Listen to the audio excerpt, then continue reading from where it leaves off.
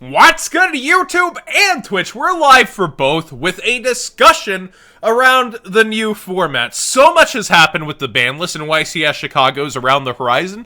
We're trying to surmise how the meta might develop, and it's going to be crazy. A lot of us don't know what's going to happen. We have a whole new archetype in Time Thieves.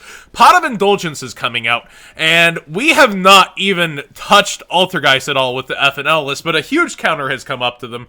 Let's just kind of discuss it.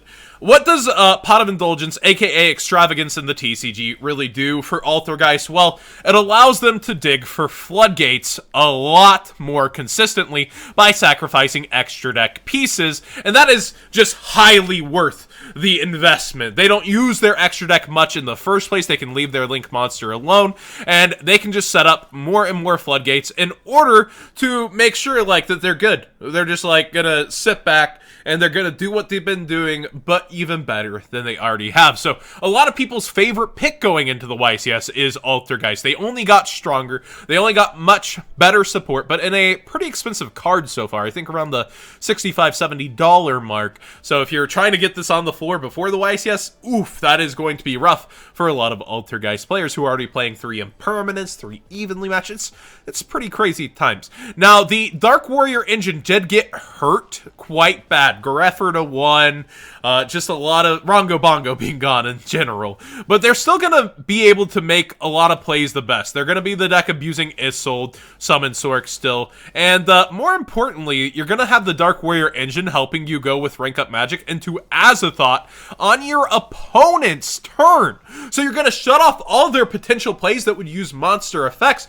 But that's not good enough against Sky Strikers, who also didn't get hit from this FNL list. So we're looking at beefier Altergeist. We're looking at Sky Strikers, which is where this deck shines a little less. But I'm wondering if with dangers, are they still going to have the power to get to the beginning of the end off consistently? And will they still be doing Saryuja more than most other decks? And I think we're going to see some pretty crazy setups from them. I think we're going to see some good things. Now, Thunder Dragons, they lost Gold Sark down to 1, but they get Aloof Lupine, as it were, in the TCG coming to them, which basically replaces what it's needed. And Construct got unbanned, meaning a lot of people are talking about Shadol Thunder Dragons, the power to actually send other cards and then get to send your other pieces, make Winda at the end of your turn. Just think about that. Winda alongside Colossus with a Link monster above. It starts to get pretty crazy in what they're limited to with only 1 special summon and not being able to search their deck. And a lot of people are considering this. Also, for those back row heavy decks that we mentioned, they're going to have to flip stuff up early because Thunder Dragons still have their searchable Denko Sekka within their deck. And they picked up a huge card. Thunder Dragons abuse this the best, but it will be abused all around. Eradicator Epidemic Virus. Now, any deck that can make something above 2,500, especially down the road with good old Orcust, but anything that can make a Link 3 Trisbania, a Rank 4, Link 4, Topologic, Bomber, Dragon, anything that can make these kinds of things can abuse Eradicator, but we have 3 Trap Trick also in order to be using them. Oh my gosh, that host. Oh yeah, real broken. But Eradicator, it's pretty insane overall what it's going to be doing since it's searchable that way. But also people were discussing the possibility of sending it with Curious and setting it with Griffin on top of Link board. So we'll really see how far people are going to go for Eradicator. I think 3 Trap Trick, 3 Eradicator, and then maybe playing the Artifact engine is a realistic possibility as well for Thunder Dragons. Now, Crusadia got a boost. This was actually brought up. Crusadia got a small boost with triple Kaiju Slumber, but I think more realistically, as we mentioned, Eradicator, this is Radiant, the Eradicator Kaiju now, where it's actually just summoned for you off this. This also puts a monster in the main monster zone of the Sky Striker decks, meaning they can't activate pretty much any of their cards, and you could just set up with Eradicator and call spells against them. That is very, very huge. It's starting to look worse and worse for the Sky Strikers when we see the 3 Eradicator and 3 Kaiju Slumber. Those were kind of indirect hits, so to speak, by releasing them to full against Sky Strikers, but we'll still see this in the top cut. It's still very, very effective. Now, I don't think Lair is going to go crazy with the 3 Eradicator. If anything, the other structure deck, the zombie structure deck, got a lot more potential by being able to, after you've used your Ballard Droach effect, to tribute it. And zombies are something that have been on the back burner. They've been on a lot of people's minds. They've been topping regionals here and there.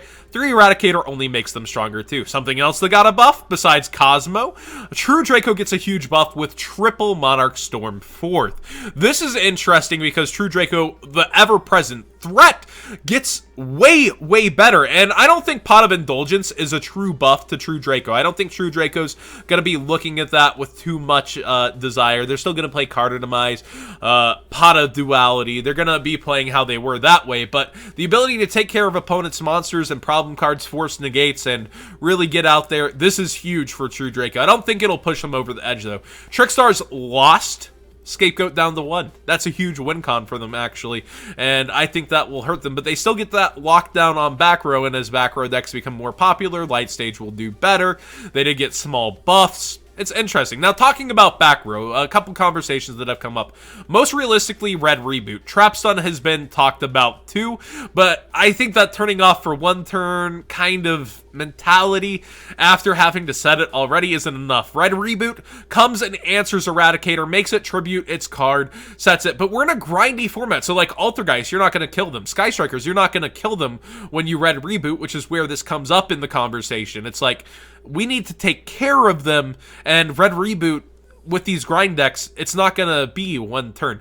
Heavy Storm Duster, Twin Twisters, these cards are also in the conversation against the decks, but with those extra pluses for stuff like Altergeist, how many Floodgates will end up in those back row? How much will they be able to do? How effective will these still be? I don't know. Red Reboot seems to be going around a lot of people's mouths lately.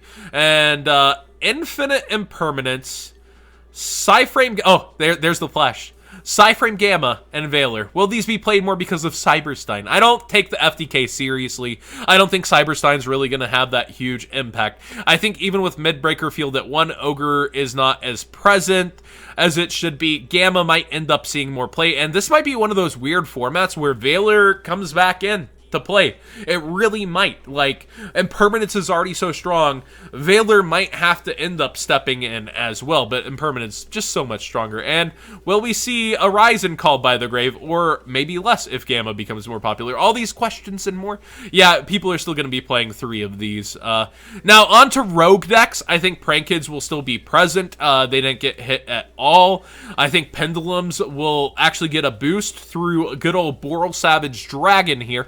Yeah, professional, I know, scrolling over the wrong cards. But I definitely think they get a boost. I think the Pendulum deck with Boral Savage might abuse it better without Needle Fiber than most decks will have the ability to, besides maybe the Dark Stuff. The Dark Stuff might actually be able to send the Strudo and get it out on their boards as well. Cyber Dragon's still a rogue deck that's flying under the radar right now. It had multiple tops. I think BA starts to lose out in this conversation where they lost Snow, which also loses consistent Hydralander for them. That's a 1-2 punch that we really didn't expect. So until Cherubini, I kind of see BA as out of the picture more. And then let's bring up what's lurking in the shadows. What's back there?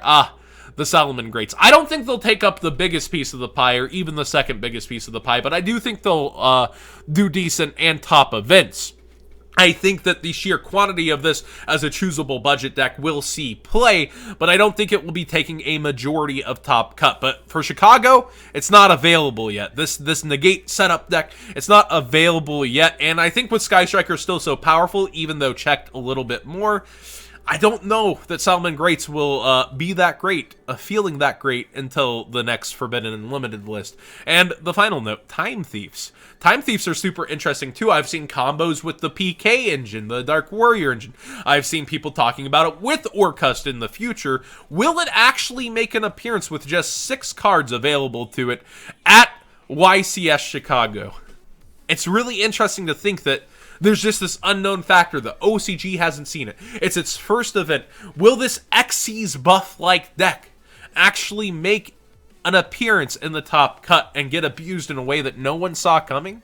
It's kind of that X factor. But I truly think Thunder Dragons, if I give an answer, Thunder Dragons are the answer in some form or fashion. I think Dino Thunder's a lot worse now with Gold Sark at 1. I think we kind of lost that option a little bit because you could use the extra Gold Sarks to, like, get the Rex out, be able to use and abuse dinosaur pieces more, and you lost that completely. So I think the talk of Shadol Thunder Dragons, I don't know, I think the Trap Thunder Dragons are actually going to do the best, where we're playing Eradicators, and you have the easiest way to summon a Dark out of all the decks for this. I truly do think that Thunder Dragons are the strongest deck going into Chicago, with Altergeist not too far behind with their new buff, and then Sky Strikers follow. It's weird to say Altergeist ahead of Sky Striker. It feels really odd to say that, but that is my true belief. And then Salamangreats will follow up in the format. We'll see where they land. Thank you so much for watching. Subscribe if you haven't already. Give this video a thumbs up, and Cyberstein FTK, I do not think you will be topping YCS Chicago. I'll do a whole video about why I was wrong about Cyberstein if Cyberstein FTK somehow tops Chicago. Thanks for watching, everybody.